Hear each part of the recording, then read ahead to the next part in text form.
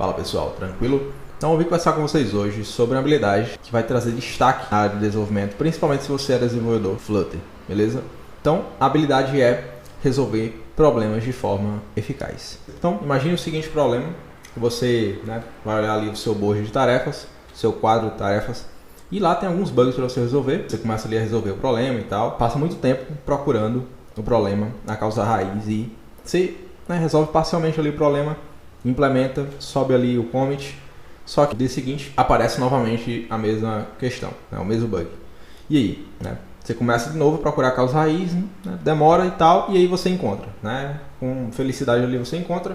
Se não, você ali acaba nem encontrando e o bug fica ali de forma crônica aparecendo e acaba criando uma certa recorrência daquele bug na aplicação. E você acaba se irritando cada vez mais com isso ou acaba se tornando indiferente em relação a esse problema e ignora. Hoje a gente vai resolver essa questão ou pelo menos contribuir com essa discussão, ok? Então, primeiro de tudo, esse é o problema. Vamos falar sobre como resolvê-lo. A descrição desse método é tratar os resultados possíveis das funções do seu app. Vamos tomar como exemplo uma requisição a uma API. A gente sabe que a maioria das aplicações vai ter ali um acesso a uma API, a algum recurso que está na internet.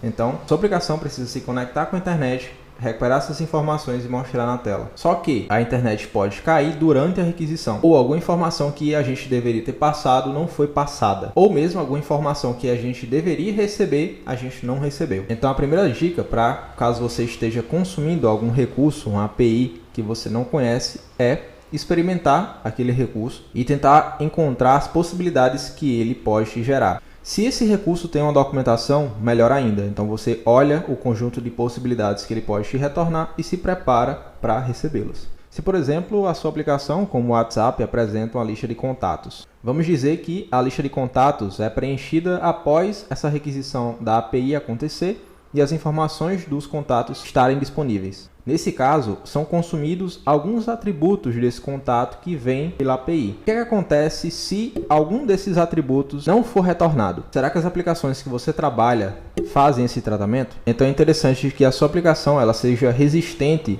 a esses pequenos problemas que aparecem, mas quando eles se acumulam, eles parecem coisa muito grande. Mas é basicamente ali o que a gente deixou passar.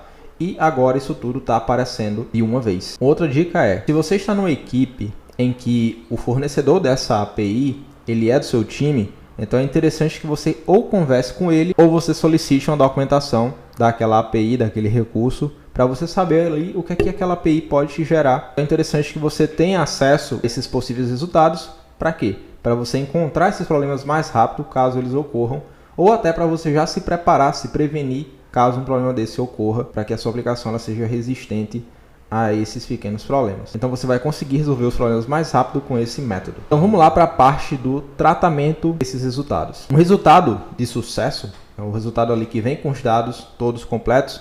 Geralmente a gente trata ele normalmente, transforma aquele cara ali num objeto e apresenta na tela, enfim, como você quiser. Já quando falta alguma coisa, a gente pode tomar alguma decisão para depois realizar um tratamento daquela decisão, certo? Então, que decisão seria essa? A decisão é basicamente se você apresenta ou não aquela mensagem ou se você trata aquele resultado e apresenta para o usuário uma mensagem adequada. Então, uma vez que você tem acesso a esses possíveis resultados, agora você pode preparar a sua aplicação para recebê-los, certo? Então, o método que eu particularmente utilizo, a maioria dos apps que eu trabalho é para cada tipo possível de resultado, eu ter uma classe que abarca aquele resultado, certo?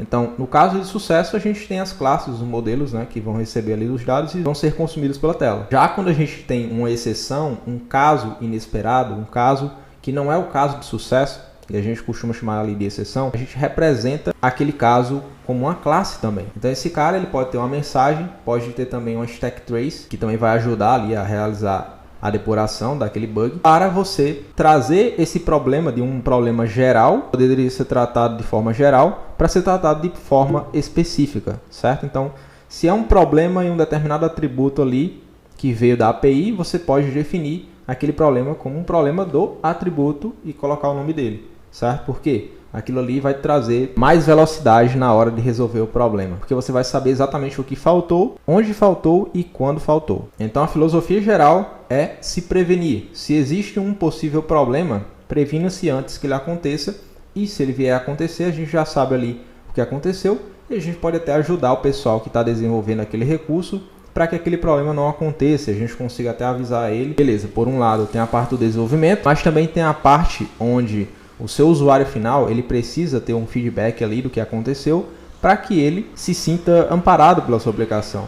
A forma como a gente trata as exceções na nossa aplicação, elas impactam na forma como o usuário enxerga o nosso produto, nossa aplicação. Porque se o usuário recebe uma mensagem não tão amigável que é retornada pelo seu tratamento de exceção, pode ser que ele desista de usar a sua aplicação ou se sinta menos afim de usar a sua aplicação. Então veja que o tratamento dos resultados e principalmente das exceções da sua aplicação, ela é essencial tanto para você resolver os problemas mais rápido, quanto para você ter os usuários gostando da sua aplicação e garantir o sucesso da sua aplicação, não só na fase de desenvolvimento, mas também na fase de produção, na fase de lançamento. Também é muito importante para você se planejar quando você tem um app que é previsível, certo? Agora imagine se você abrisse toda vez a geladeira da sua casa e você não sabe o que tem lá, certo? Que toda vez vai ter algo imprevisível, algo que você não sabe o que tem lá.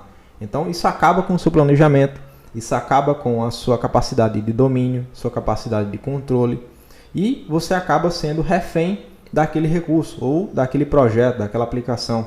Você sempre está mais ansioso quando você vai trabalhar com ela. Isso impacta diretamente na sua performance. Então você acaba sendo dominado por aqueles problemas e acaba sendo escravo daquela aplicação. E é exatamente isso que a gente não quer. O que a gente quer é ter domínio, ter previsibilidade, ter controle. O que a gente quer é virar o jogo. A real é que os desenvolvedores é quem tem que dar as cartas para a aplicação. E a meta é que não tenha nenhuma possibilidade que a gente não tenha previsto. E se chegar a ter, que a gente torne aquela possibilidade prevista a partir daquele momento. Beleza, mas quais são os requisitos para a gente aplicar esse método? Basicamente a gente vai precisar de POO, vai precisar conhecer ali a programação orientada a objetos e vai precisar entender sobre classes na linguagem de programação Dart. A gente está trabalhando com Flutter. Uma vez que a gente souber disso, a gente vai conseguir criar um sistema de hierarquia de problemas e a gente vai conseguir, através do polimorfismo, apresentar aqueles problemas de uma maneira única, mas tendo ali as especificidades de cada uma. E aí galera, gostaram do vídeo?